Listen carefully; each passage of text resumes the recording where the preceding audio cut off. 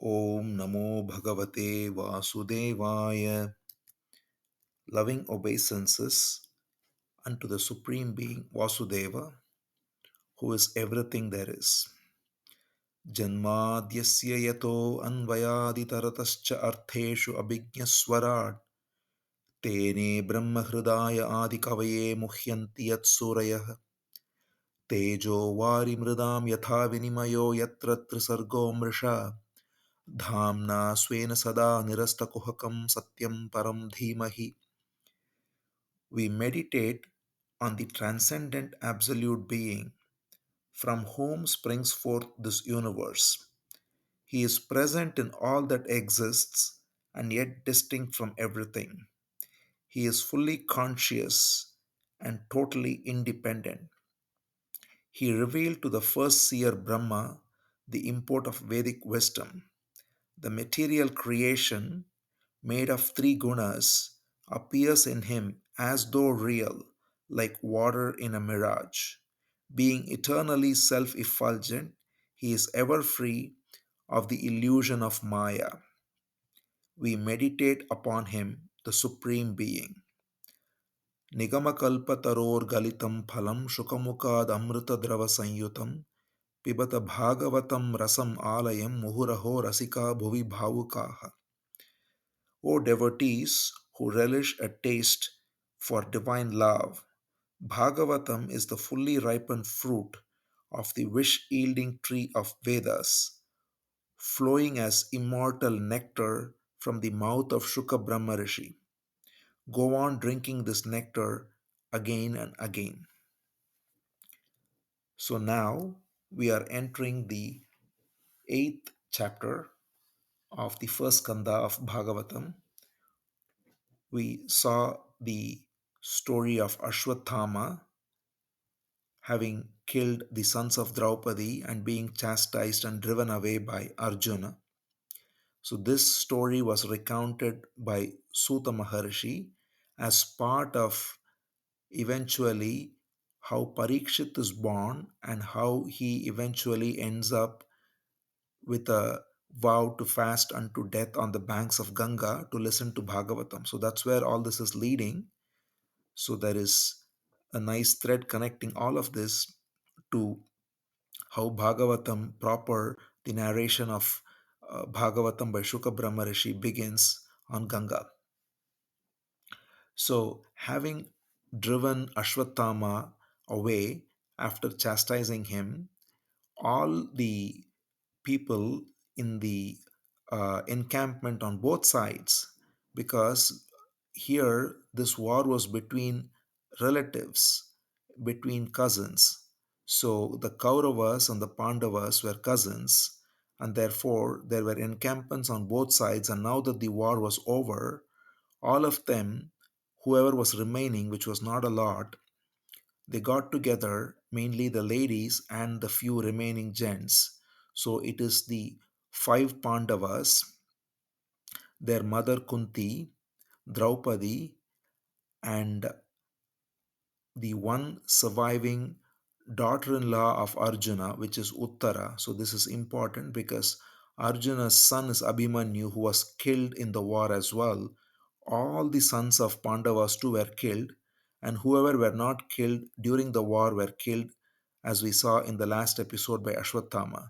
So basically, the entire race of both Pandavas and Kauravas were killed, with one exception, which is going to be Parikshit, because Abhimanyu's wife was pregnant before Abhimanyu was killed in the war. Her name is Uttara, and she is carrying this young Parikshit in her womb, who is going to be Parikshit. And so she is the surviving daughter in law of Arjun.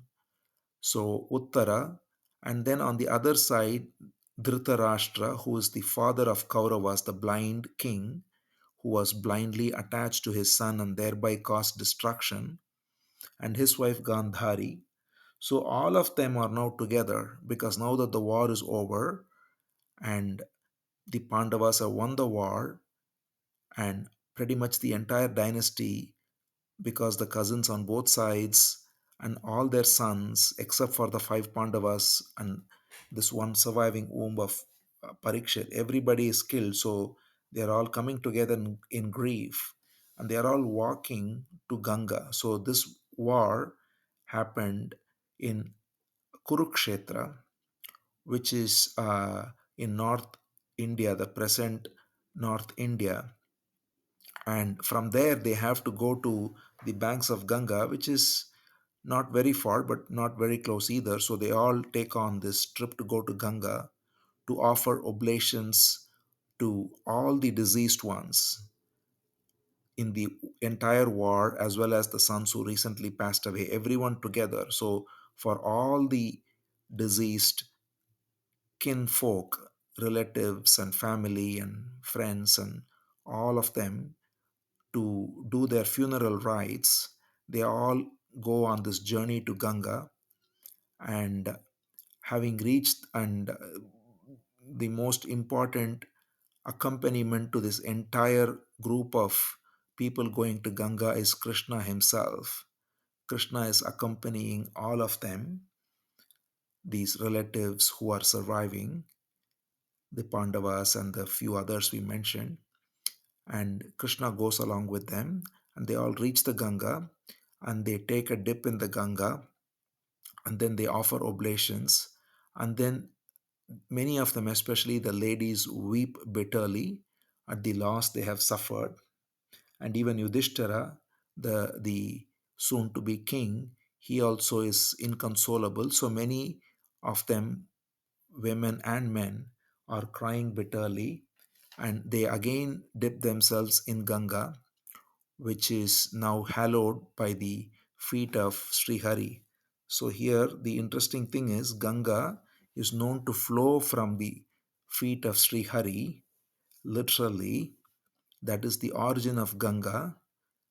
And now, in this moment, it is also touched by the feet of Sri Hari again, because Krishna is right there, and he is putting his feet, and he is also immersing in Ganga. So Ganga is now again purified by the contact with Sri Hari and his feet. So, having done this, and they all now go to the bank, and Yudhishthira is still inconsolable, and Gandhari and Dhritarashtra are inconsolable, Kunti, their mother, Draupadi, everybody is very sad at the loss they have all collectively suffered. So they are all consoled by the sages there, and along with the sages, they are consoled mainly by Krishna, who is here referred to as Madhava, another beautiful word name for Krishna. Madhava has many meanings.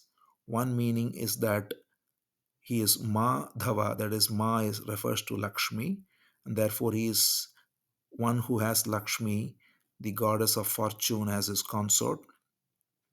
Madhava also means one who came in the dynasty of which Madhu was a king, and which is the Yadu dynasty. And it also means one who is relishing the mood of Madhurya, which is sweet like honey, the intimate loving connection that Krishna sports with the gopis and with so many devotees. So Madhava has many meanings. So Madhava or Krishna consoles them by saying that death is inevitable for all created beings, and therefore this is the same thing that was given as advice to Arjuna before the battle. And now Krishna says very short, in very brief terms, that there is uh, for whatever comes into being, it has to also go back.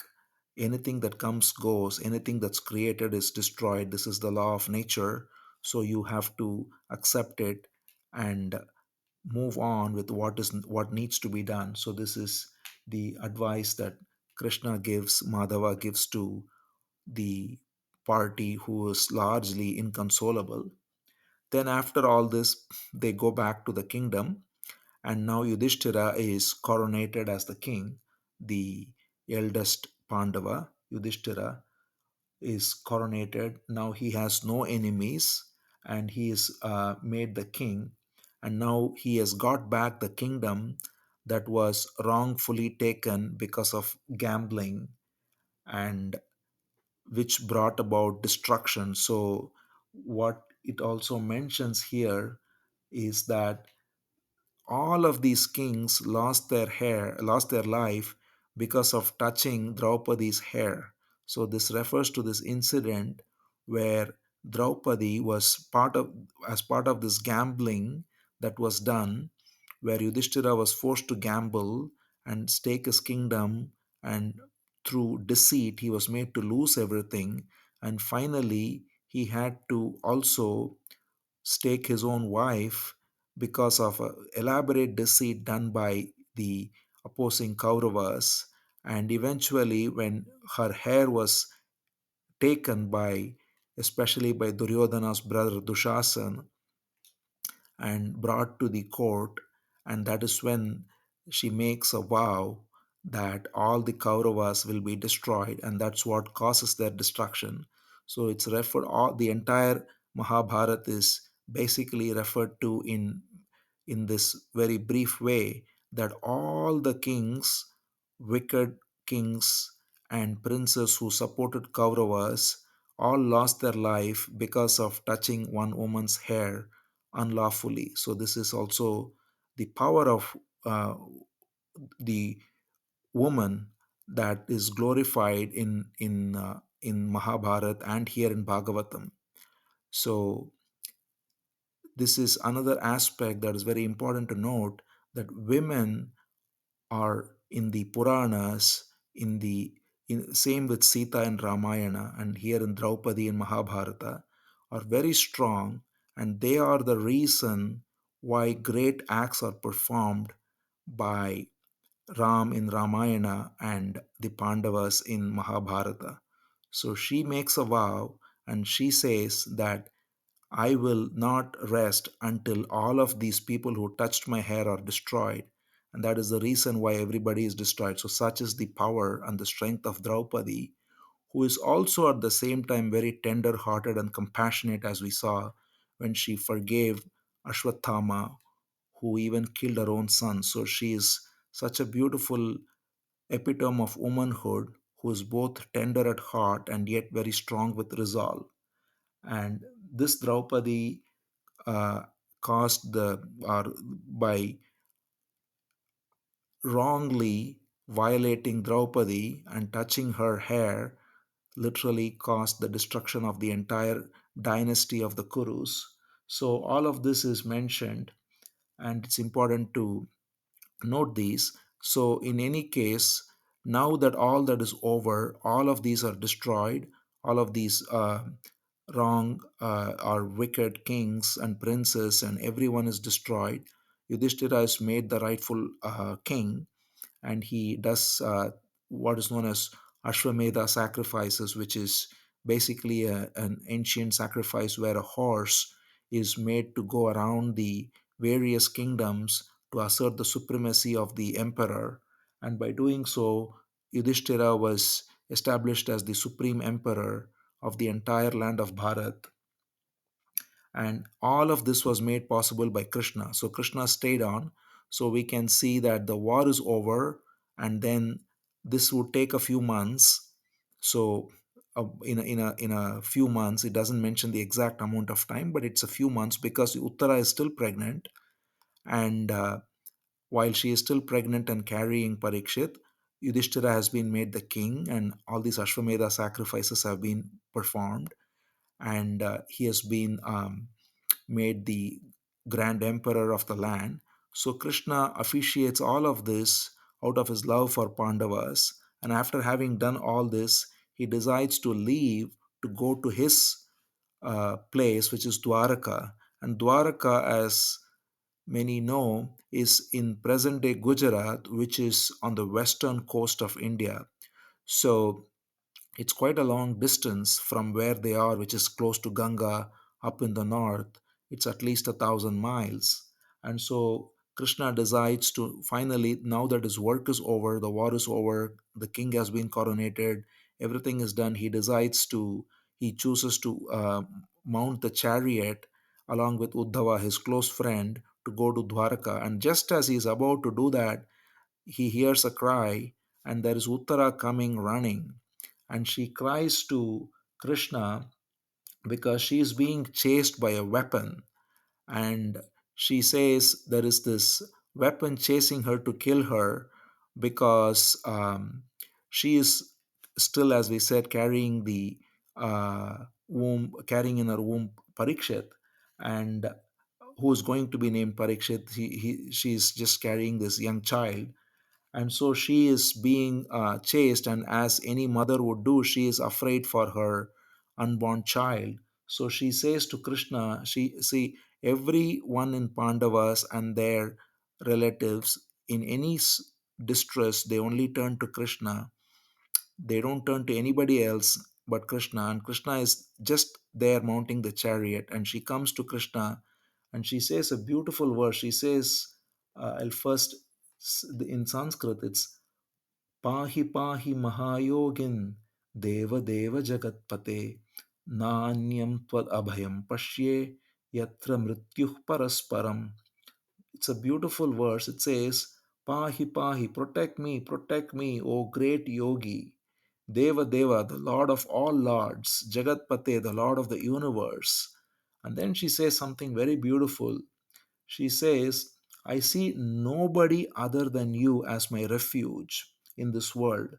Because in this world, there is only death interacting with death. She is making such a beautiful, just as we saw Arjuna say this in his distress, they are such pure, elevated souls that even in this moment of distress, they make the most sublime prayer, even when invoking Krishna. So she says that in this world, we see only death interacting with death. When people think they help each other, it's only as long as they are caught in the ego, they are simply in the process of dying, because this body is always going to die, and as long as the ego is attached to the body, one sense of self is attached to the body and the mind, it is only death that is taken as the self.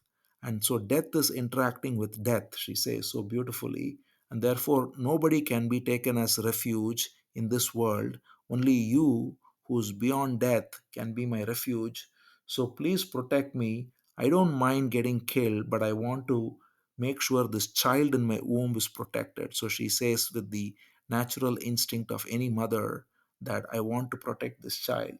So, hearing this, Krishna, who is always fond of his devotees, the name he has given is Bhakta Vatsalaha. Such a beautiful term. Bhakta Vatsala means one who holds his devotees dear to him. And therefore, because he is so fond of his devotees, he understands immediately that this is a missile that is launched again by the very same Ashwatthama.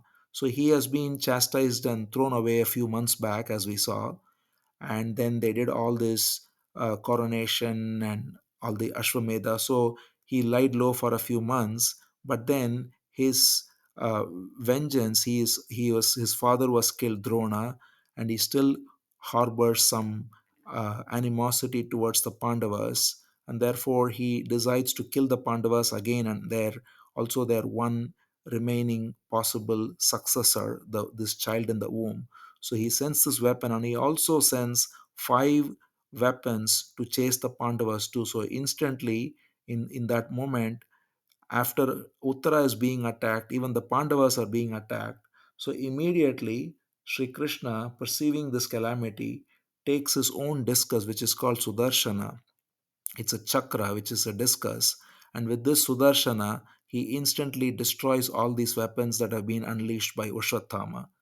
And these weapons, which are so powerful, and as we saw already, he knows only to release them, he doesn't know how to withdraw them, but he still wants to create havoc by releasing these very powerful weapons, and which are not destroyable by any other weapon, but still they stand no chance before Sudarshana Chakra of Krishna. So they are destroyed by Krishna's Sudarshana Chakra, and thus again Krishna saves the Pandavas and this successor, the only remaining possible successor, who's the child in the womb of Uttara.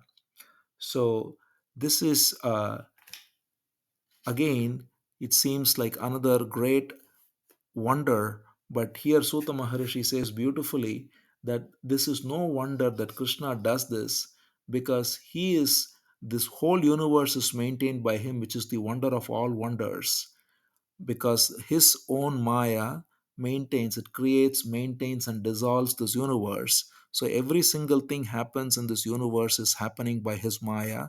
So this little act of protecting a child in the womb, or defeating this Brahmastra, which is a very major thing from any normal perspective, is no big feat for Krishna, is what he says. So therefore, Krishna is now having done this, he is now again about to leave. Here, one thing to note is it's very important to see that Krishna, when he appears in this form as in the Yadu dynasty, we will see this in great detail later in the 10th canto, 10th skandha. Now, here we are in the first skandha getting a glimpse of Krishna as we saw already. And again, we will see the more detailed description of all activities of Krishna in the 10th skandha only. But what is important to note here is that this appearance as Krishna in this avatar is like the director of a movie entering the very same movie as a character. So this is why Sutta Maharishi says that the whole movie is run by him, and so what as a character he performs is very miraculous, but it's nothing compared to the fact that the entire movie is made by him. So just to take a metaphor like that, we can see like that see, he is both the uh, controller of the whole universe, but also appearing as a person in the universe. And so that's why it's bewildering for many that how can a person who appears as with janma and karma, who's born and who does activities, can be the supreme being. But it is not, it's the way to relate to that is maybe through this example of how a director of a entire movie can also become a character in the very same movie, and yet he knows the whole movie while he plays a part. So this is something like, it's again, no example can be perfect, because all of these are very imperfect examples from the world, but still it can maybe give us certain sense of this um, bewildering nature of how Krishna, being the supreme being, also takes on this role of helping Pandavas as a person and doing many other pastimes, which we'll see later. So, when Krishna is about to leave, um, now again, Kunti now, along with the other women, Draupadi and Uttara, who are Uttara's womb is being saved, so she is so happy. And Kunti, being the grandmother, she is so happy. So Kunti now addresses Krishna, and these are some of the most beautiful prayers of Bhagavatam. This is the essence of this chapter, and this is, in fact, some of the. There are so many beautiful prayers in Bhagavatam. Kunti's is among the top prayers. So we will go through this very beautifully. She says, O Krishna, I make obeisance to you. You are the prime being, the original being who transcends all nature. You dwell inside and outside all beings. The verse begins by saying, Namasye Purusham Twadyam Ishwaram Prakruteh Param. She says, you are the supreme being, as we saw just now. You are not just this uh, character that appears in front of us, which you are also, but you are the supreme being. You are the uh, the very self of all beings. You are present inside and outside all created beings. You are beyond all sense perceptions. You are Adhokshaja, as we saw this name before. And nobody can truly perceive you, just as, so she gives this a similar example to what we just saw. In fact, she says, just as one fails to recognize an actor who appears in a garb on the stage, people fail to perceive you. So again, in a similar way, she says, people just look at your character and they sometimes mistake you for just uh, this character, that you are doing ordinary human things sometimes, but you are everything that there is. And people who are ignorant cannot perceive this because they are fooled by this character that you are playing. And so she says very humbly, you are, you have appeared to inspire devotion in the heart of great devotees. She uses the word Paramahamsas. So Paramahamsas are the like people, like they are like swans. They are so pure and enlightened, and such enlightened beings worship you with a pure mind. So that's, so you are fit for devotion for such great beings. So how can a very ordinary woman like me even understand you? So she says so humbly. And in fact, because of this humility, she understands Krishna, because he is available to those who are humble and modest, not to the scholars. So she is so humble and says, how can I understand you? Then she makes this beautiful prayer. She says, hey Krishna, hey Vasudeva, hey son of Devaki, hey son of Nanda, hey Govinda. So this, the many have may have heard this particular prayer, but this but may not know it comes in Bhagavatam here by Kunti. Kunti says, Krishnaya Vasudevaya Devaki Nandanaya cha Nandagopa Kumaraya Govindaya Namo Namaha. She says, I offer my obeisances to you, Krishna. You are Vasudeva, who is everywhere. You are the son of Devaki. You are also the foster son of Nanda. And you are Govinda, one who protects cows. And she says, you are so and she, the next verse also, it's so beautiful. She says, you're so your beauty is bewildering, because you are like your navel is like lotus, your eyes are like lotus, your feet are like lotus, and your garland is made of lotus. She says in Sanskrit, it's such a nice verse again. Namah Pankajanabhaya, Namah Pankajamaline, Namah Pankajanetraya, Namaste Pankajangraye. Pankaja means lotus. So she says, you are with a lotus navel, you have a lotus garland, you have lotus like eyes, and you have lotus like feet. And we worship you, O Govinda, O Krishna. And she says, you are the one who delivered Devaki, your own mother, from a prison. So she briefly alludes to various pastimes of Krishna here. And this is the first time we see all these. And again, that's another reason why her prayers are so beautiful. She says, you delivered Devaki, your mother, from a prison when she was locked by the wicked Kamsa. And similarly, now you are delivering us from our own calamities. You are delivering me and my sons and my entire family from so many calamities. Oh, Rishikesha. And this is another name of Krishna. Rishikesha means the Lord of the senses. So one who controls all the senses is Rishikesha. So along the way, we see so many beautiful names of Krishna. His names are uh, literally uncountable.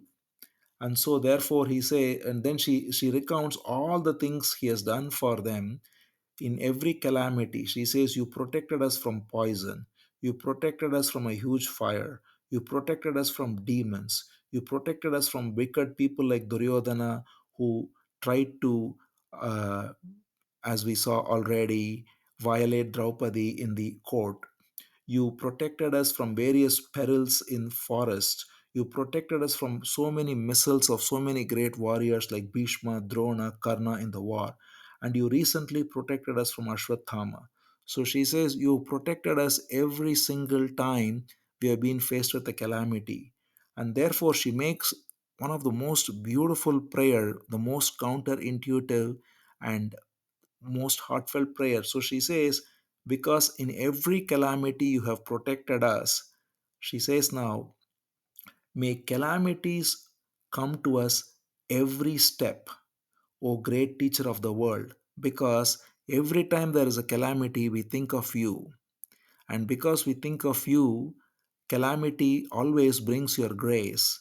And because of this, it eliminates the possibility of another birth. So, as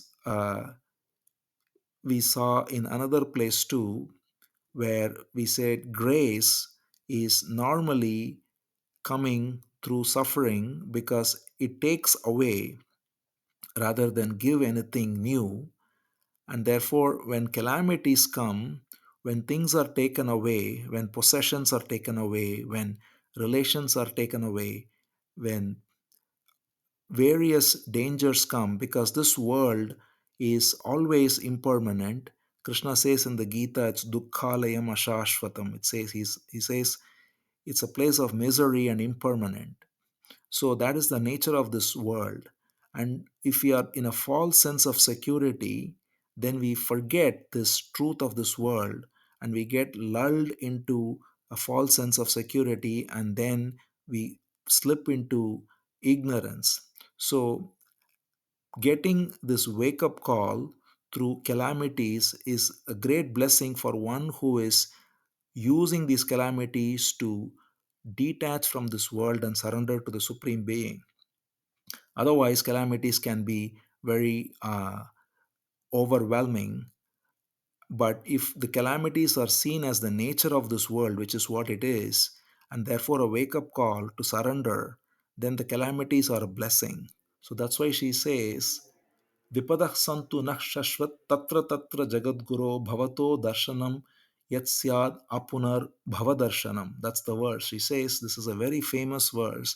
She says, Vipadah santu, let there be suffering to me, let there be calamities again and again, because every calamity I see you, and by seeing you, I will not see another cycle of birth and death, because you relieve us from all suffering once and for all. So, so therefore, she says, please let there be calamities all the time. Such a beautiful prayer. And then she says, a man whose birth, power, learning, all of these are there, it only goes to swell his pride. Because when one thinks one has a lot of wealth, lot of learning, lot of possessions, people around, then they don't even utter your name. They are not open to recognizing your supreme nature. They are caught in their ego and therefore they don't see you. Whereas you are available to those who have nothing. Therefore, you are the only wealth of those who have no sense of possession. So, that is the truth of uh, the essential truth of this world is that as long as we think that we have possession, starting with the body, we think we have this body, we have this possession, we have this wealth. All of these are completely rooted in illusion because every single thing is changing each moment and going to die. When one has no sense of possession, even if there is outer possession or not, when one recognizes inwardly that nothing belongs to me and nothing lasts, when there is no sense of possession, then you are available. That's what she says. So it doesn't mean that one who is poor outwardly is always going to see this. It is the inner sense of renunciation, which is the lack of possession, that is the lack of a sense of possession within, which is what is necessary to see that the supreme being is alone the only possession, because he is always our true self, which never leaves. Everything else goes. So when we are free of all sense of possession, then you are easily available, is what she says. Because you are beyond all the three gunas, you are always delighting in your own self and you are ever calm. She says beautifully, Atma Ramaya Shantaya Kaivalya Pataye Namaha. She says, you delight in your own self, Atma Rama Shantaya. You are the very nature of peace itself. And Kaivalya Pataye, you are the master of liberation. So she says, then she goes on, this prayer is all so beautiful. So then Kunti goes on. So she said, as we saw, that I am an ignorant woman, but we can see that despite her humility, she is able to come up with this most sublime prayer that many scholars and people who are well versed in scriptures, they don't see this direct perception of the Supreme Being, because the humble and surrendered nature of Kunti is directly able to perceive the Supreme Being rather than the great scholars who were even present at that time and who did not recognize Krishna. So she says, I believe you to be time itself, which has no beginning or no end. And you see everyone the same way, and people still fight with each other because they are caught in their own ego.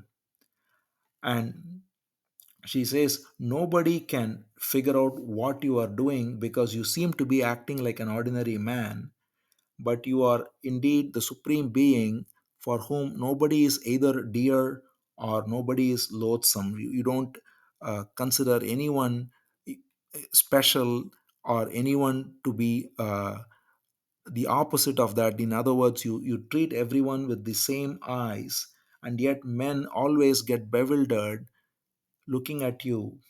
And she says, you are the soul of this universe.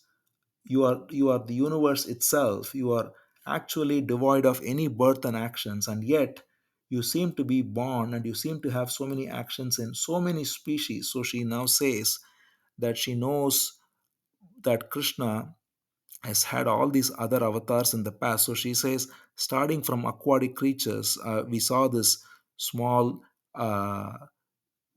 counting, or this account rather, of all the avatars of Narayana in the one of the earlier chapters. So she refers to that, and she says, you appeared in all species, as an aquatic creature, as a boar, as a man lion, as a dwarf, and then as the perfect king, and now as Krishna. So you appear as in so many species, and you perform so many actions, even though truly you are birthless and you are actionless.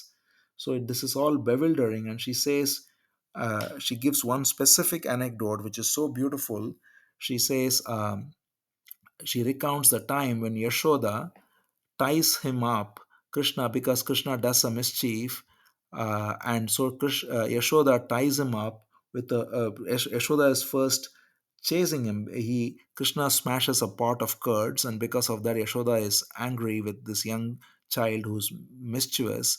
So she is taking a cord to bind you, and you are afraid. And your eyes are trembling with fear. So she is imagining this beautiful vision. This is called the Damodar Leela, because Damodar means one with a rope around his waist. So Yashoda ties a rope around Krishna's waist, and this is the beauty, that the Lord of the universe, the Supreme Being, is tied by the rope of love of a cowherd woman, which is Yashoda. So all it takes to get the Supreme Being is pure love, and not any amount of intellectual exercises and speculations and all the rest. So that very episode signifies it. So she recounts this and says, you are the Lord of this universe, and fear itself trembles at your side, and yet you were there as a child, as if so afraid of your mother. Isn't this all so bewildering? She notes so beautifully. And then she says, people have different theories as to why you have appeared. Some say you have appeared to glorify the Yadu dynasty. Some say you have appeared because of a prayer of Devaki and Vasudeva, who are the parents of Krishna. Some say you appear because of a prayer of Brahma, who prayed to you to relieve the burden of this earth.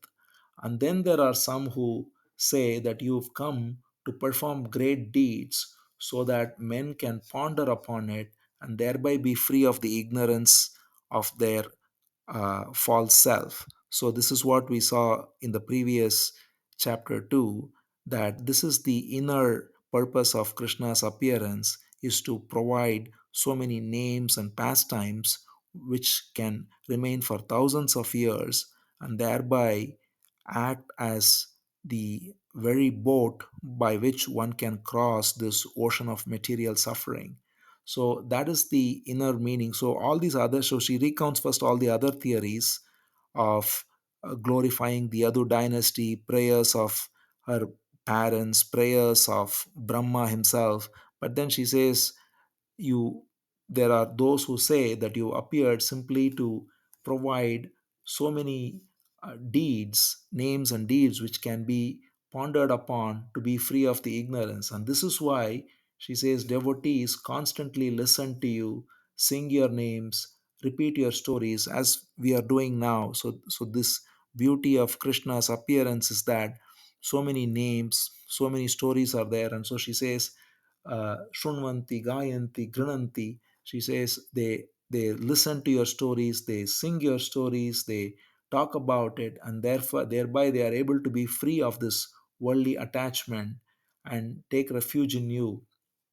And so she says, you've always granted everything for us. And now finally she comes to the point that, you are now saying that you are leaving. Please don't leave us, because if you leave us, it is like she says, the soul leaving the body. We will be lifeless without you. Without you, the earth will not look bright.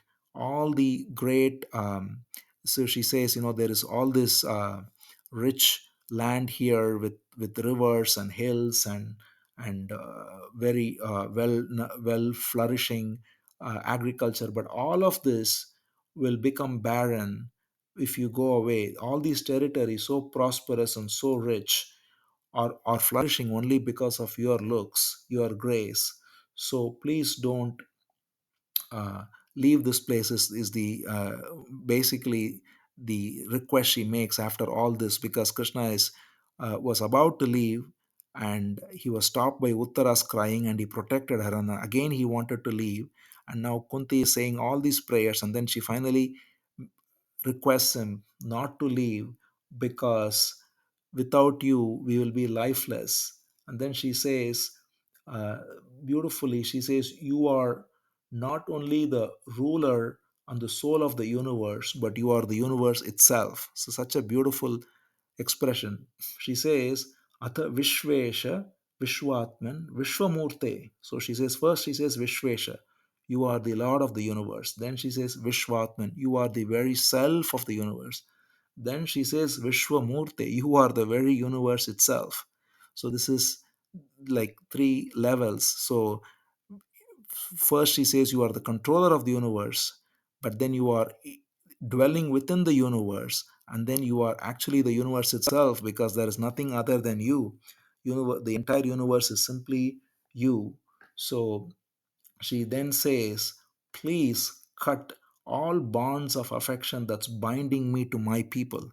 So she recognizes that as this old woman, she's still bound by ties of affection, which is what keeps uh, men and women bound through the sense of attachment to relatives and family and so on.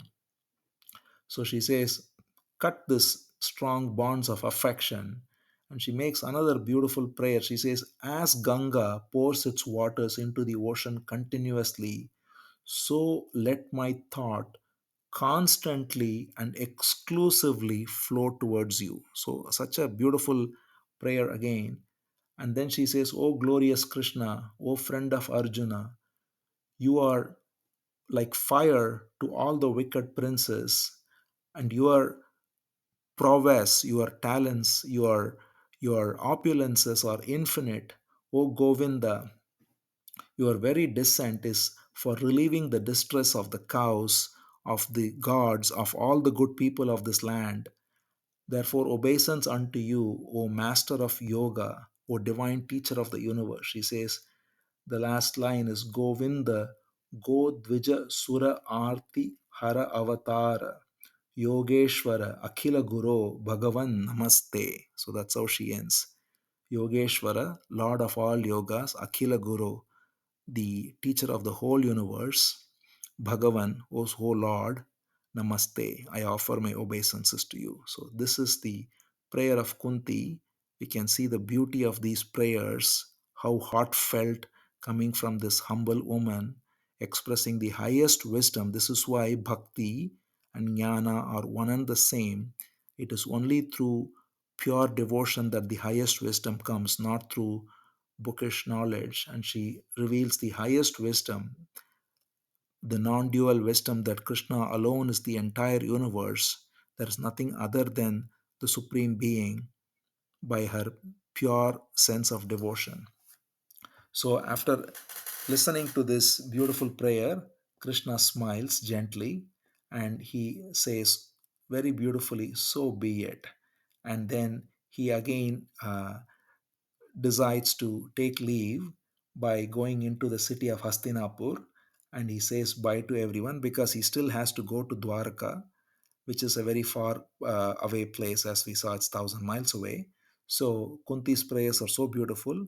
He charmingly smiles towards Kunti, but Kunti knows very well that she cannot stop Krishna, but she still uses that opportunity to offer these highest prayers which are available to us even now. So that's the main purpose. Rather than stopping Krishna from going, she expresses this beautiful sentiment, the most famous among them being her prayer where she says, you've protected us in every calamity, so may there be calamities again and again, so that we'll always remember you. So, this is a very beautiful prayer that all of us can keep in our heart, that anytime a suffering comes, a challenge comes, taking it as not as a negative event, but as a positive event that can be used to turn ourselves away from this world and toward our true nature, toward the Supreme Being.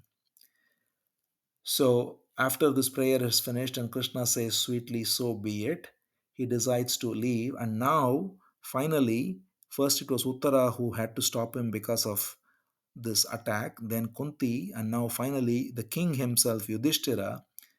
He wants to detain Krishna for some more time because he is coming to Krishna now, and he says he is filled with remorse. So, unlike Kunti, who is so fully surrendered, Yudhishthira, as a king, he is still attached to this notion of dharma. He is known as the son of dharma. So Yudhishthira is a classic example of one who, if you are so attached to dharma without being surrendered to the supreme being, then that very dharma can become an obstacle.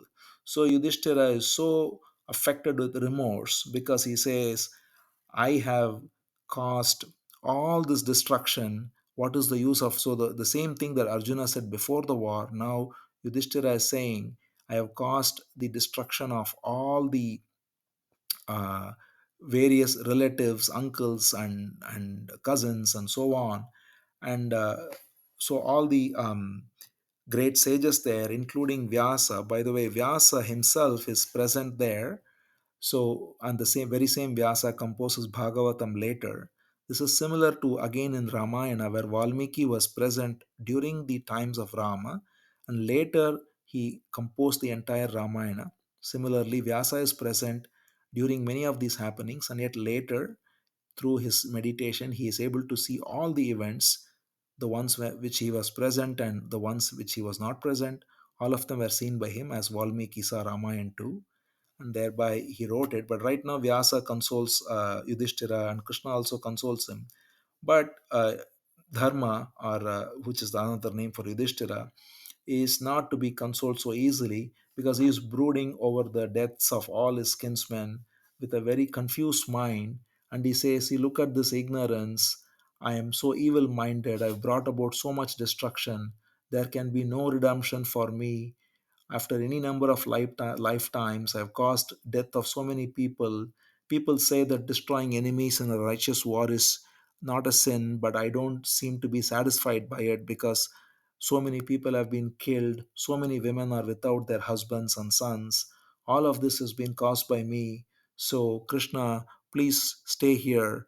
I'm very, even though I'm supposed to be happy now being this great king, I'm only afflicted with this sense of remorse. So, here we can see how Yudhishthira, because of his attachment to dharma, he is not able to see that everything happens, which Krishna already mentioned, that things happen, everything that comes into being goes out, only the eternal being stays on forever. So, this confusion that Yudhishthira experiences is because of his attachment to dharma, and therefore he requests Krishna to stay. And this has a purpose, because there is one last unfinished business, a very important business for Krishna to do, which we will see in the next chapter. Om Namo Bhagavate Vasudevaya.